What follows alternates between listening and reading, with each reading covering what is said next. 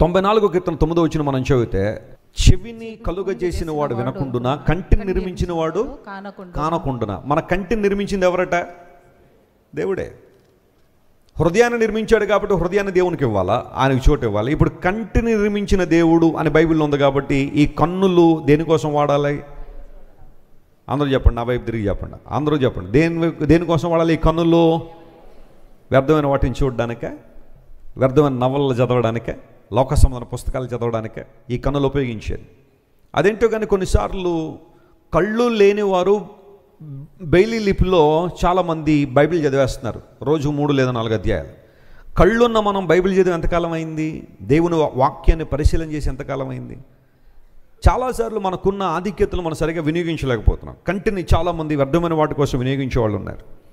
TV on చేస్తే 23 గంటలు TV చూసేవాళ్ళు ఉన్నారు, లేదా 20 గంటలన్నా టీవీ చూడడానికి ఇష్టమే. కానీ ఒక్క 5 నిమిషాలు బైబిల్ చదివేసరికి చాలా చదివేసానన్న ఫీలింగ్ వస్తుందో, లేకపోతే బైబిల్ చదువుంటే అర్థం కావట్లేదు అనిపిస్తుందో బైబిల్ ప్రక్కన పడేసేవాళ్ళు చాలామంది ఉంటారు. కంటిని నిర్మించిన దేవుడు నీ కంటి మీద అధికారం కలిగిన వాడు. ఆయనకి నీ కన్నును సమర్పించాలి. అంటే కన్నును తీసి ఇచ్చామన్న ఉద్దేశం కాదు, కానీ దేవునికి సంబంధించిన వాక్యాలు, దేవునికి సంబంధించిన మాటలు మనం వింటూ ఉన్నప్పుడు లేదా వాటిని చదువుతున్నప్పుడు దేవుని కార్యాలు స్పష్టంగా మనం చూస్తాం. దైవజనుడు దావీదు అదే అంటాడు, ప్రభువా నీ ధర్మశాస్త్రంలో ఆశ్చర్యకరమైన సంగతులు గ్రహించినట్లుగా నా కన్నులను నువ్వేం చేయి, తెరవి చేయండి ప్రభువా. 119వ కీర్తన 18వ వచనంలో ఆ మాట ఉంటుంది కదా, ధర్మశాస్త్రాన్ని గ్రహించినట్లుగా నా కన్నులు తెరవి చేయి. Even before you open your Bible can you pray like this. దేవుని వాక్యాన్ని తెరవక మునిపే నువ్వు ప్రార్థన చేయగలవా? ప్రభువా నీ లేఖనాన్ని నేను తెరుస్తున్నాను, this is your word, I truly believe. ఈ మాటల్లో ఉన్న మాధుర్యాన్ని నేను అర్థం చేసుకోవాలి, వాక్య సత్యాలు నేను తెలుసుకోవాలి. నా కన్నులు తెరవచ్చేమని ప్రార్థనాపూర్వకంగా దేవుని వాక్యాన్ని మీరు ఓపెన్ చేయగలిగితే చదవబడిన వాక్య భాగాలే కావచ్చు. నేను ఇప్పటికి బైబిల్ చాలా సార్లు చదివాను, కానీ ఎన్నిసార్లు చదివిన మరలా ఏదో ఒక నూతనత్వం బైబిల్లో. మీరు ఏదైనా ఒక నవల 1-2 సార్లు చదవండి, బోరు కొట్టేస్తుంది, ఇంక మరలా చదవబుద్ధి అవ్వదు. కానీ బైబిల్ అలాంటిది కాదు. It's a daily bread. ప్రతిరోజు మీరు ఆ గ్రంథాన్ని చదువుతూ ఉండగా దేవుని వాక్యం మిమ్మల్ని ఆయన రూపంలోనికి, ఆయన పోలికలోనికి షేప్ చేస్తూ ఉంటుంది. కంటిని నిర్మించాడు, హృదయాన్ని నిర్మించాడు కాబట్టి హృదయంలో ఉండాలనుకున్నాడు ఆయన. కంటిని నిర్మించాడు కాబట్టి ఈ కంటిని పరిశుద్ధమైన వాటిని, పవిత్రమైన వాటిని చూడాలని దేవుడు ఆశిస్తున్నాడు. మరొక మాట ఉంటుంది దేవుని వాక్యం మనం చూస్తే, 40వ కీర్తన 6వ వచనం చదివితే, దేవుడు చెవిని నిర్మించాడనే మాట అక్కడ ఉంది. దేవుడు ఏమి నిర్మించాడట? ఆయన చెవిని నిర్మించాడు. కీర్తన గ్రంథం 40వ కీర్తన 6వ వచనంలో, బలులనైన నైవేద్యాలను కోరట్లేదు, నీవు నాకు చెవులు ఏం చేశావు? నిర్మించావు. హృదయాన్ని నిర్మించాడు, హృదయంలో ఉండాలనుకున్నాడు. కంటిని నిర్మించాడు, ఆయన పవిత్రమైన వాటిని మనం చూడాలని ఆశిస్తున్నాడు. మూడవది ఆయన ఏమి నిర్మించాడట? ఆయన చెవులు నిర్మించాడట. ఎందుకు ఈ చెవులు నిర్మించాడంటే, వినండి ఉల్లాసంగా ఉత్సాహంగా అని చెప్పి ఎఫ్ఎంలో వచ్చే సినిమా పాటలు వినమని కాదు, ఈ చెవులు దేవుడు మనకిచ్చింది.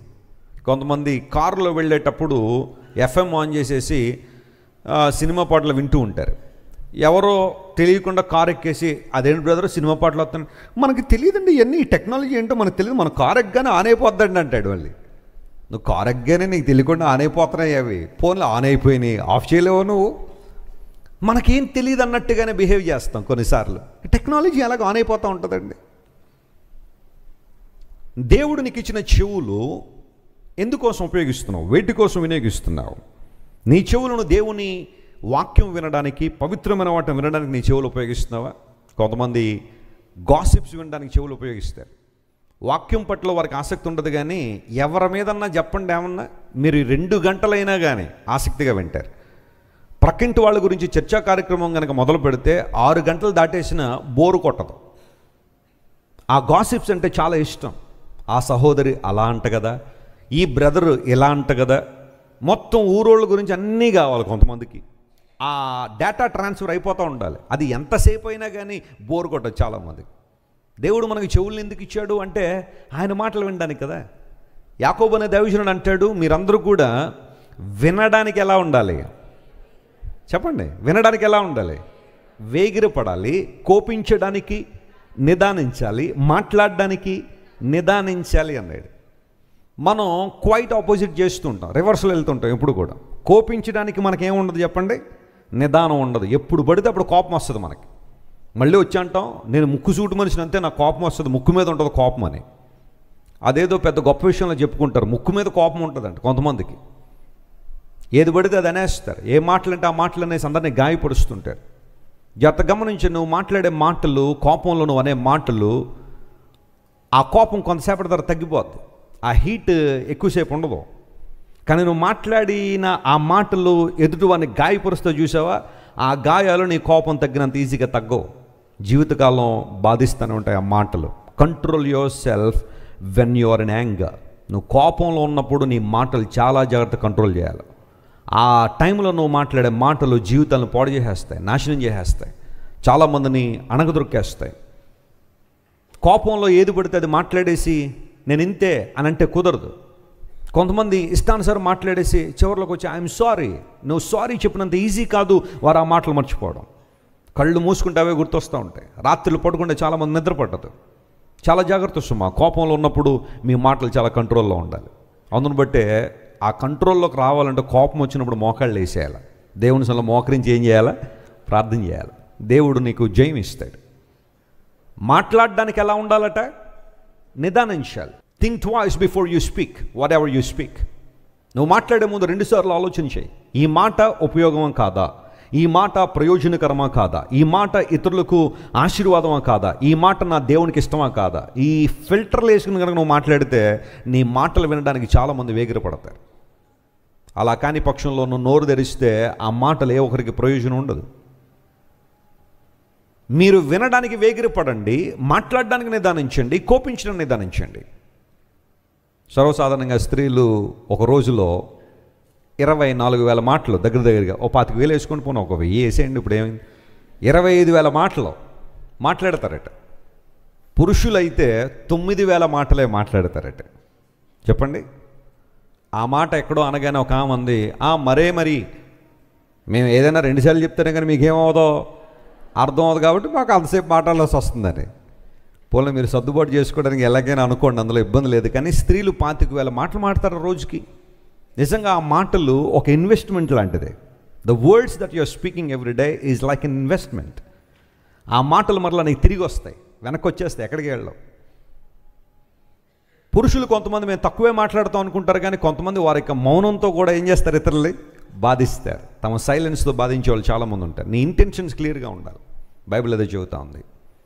హృదయాన్ని నిర్మించాడు, హృదయంలో ఉండాలనుకుంటున్నాడు. చెవిని నిర్మించాడు దేవుడు, ఆ చెవుల ద్వారా మనం ఏ మాటలు వినాలని. ఎందుకంటే వినుట వలన ఏం కలుగుద్ది అన్నాడు, విశ్వాసం. నువ్వు విశ్వాసంలో బలపడాలంటే ద ఫస్ట్ కీ ఏంటి అంటే, ఫస్ట్ ప్రిన్సిపల్ ఏంటి అంటే కీప్ లిస్నింగ్ గాడ్స్ వర్డ్. నువ్వు ఎంత ఎక్కువగా దేవుని మాటలు, పరిశుద్ధమైన దేవుని మాటలు వింటూ ఉంటావో అంతగా విశ్వాసంలో అభివృద్ధి చెందుతూ ఉంటావు. ఒకవేళ నీ జీవితంలో పతనం అయిపోవాలన్నా సరే, చెడ్డ మాటలు, వ్యర్థమైన మాటలు ఎక్కువగా వినేవాళ్ళు చూడండి దేవుని దూరం అయిపోతుంటారు. ప్రభువులో బలంగా ఉన్నవాడు దేవుని మాటలు ఎక్కువగా వింటున్నప్పుడు విశ్వాసంలో బలపడతాడు. అలా కాని పక్షులు ఈ రోజున యూట్యూబ్ ఆన్ చేయగానే వ్యర్థమైన మాటలన్నీ కూడా, వ్యర్థమైన డిబేట్లన్నీ, 5 పైసలు ఉపయోగం లేదు వాటి ద్వారా. కొంతమంది అవేదో గొప్ప విషయాలు అన్నట్టుగా టైటిల్స్ చూసి ఆన్ చేసేసి ఇంకొంతకాలానికి వారు కూడా అలాంటి పరిస్థితులే. ఒక రెబలియస్ మైండ్, తిరుగుబాటుతన దేవుని వాక్యం పట్ల ఇంకేది చదివిన ఒక అనుమానం, ఏది చదివిన ఒక డౌట్లను తీసుకొచ్చే బోధలు కొన్ని ఉంటాయి. ప్రతి దాన్ని విమర్శించే బోధలు ఉంటాయి చూసారా.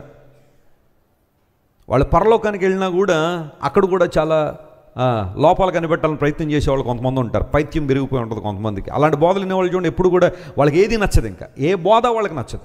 దేవుని వాక్యాన్ని తీసుకోరు, వాళ్ళు క్లోజ్ చేసేస్తారు మైండ్. ఎప్పుడు కూడా వాక్యాన్ని తీసుకుని బాగుపడదాం ఆలోచన చాలామందిలో ఉండదు. ఎప్పుడు కూడా విమర్శనాత్మకమైన ధోరణిలోనే సమస్తాన్ని చూస్తూ ఉంటారు. నువ్వు ఏ విధంగా దీవెన పొందవు. సద్విమర్శ తప్పు నేను అంటలేదు, పాజిటివ్ క్రిటిసిజం అనేది చాలా మంచిదే. కానీ కొన్నిసార్లు డిస్ట్రక్టివ్ క్రిటిసిజంలోకి వెళ్ళి చాలామంది జీవితాలు పాడు చేస్తున్నారు. చాలామంది వ్యర్థమైన వాటన్నిటినీ కూడా విమర్శించి బ్రతుకులు పాడు చేసేవాళ్ళు బయలుదేరారు. అలాంటి వారి విషయంలో జాగ్రత్తగా ఉండాలి. యూట్యూబ్లో ఏదో టైటిల్ బాగుంది కదా అని చెప్పి, లేదంటే థంబ్నెయిల్ బాగుంది కదా అని చెప్పి క్లిక్ చేసి ఆ మాటలు విని నీ విశ్వాసాన్ని కలుషితం చేసుకోవద్దు. Keep listening God's word. నీ భక్తిని, విశ్వాసాన్ని, ప్రేమను, దేవుని పట్ల నీకున్న ఆధ్యాత్మికతను పెంపొందించే బోధలు వినడానికి నేర్చుకోండి. అప్పుడు మీ జీవితంలో ఆధ్యాత్మిక దీవెనలు ఉంటాయి. వినడానికి వేగిరపడాలి, మాట్లాడడానికి ఏం చేయాలా, నిదానించాలి.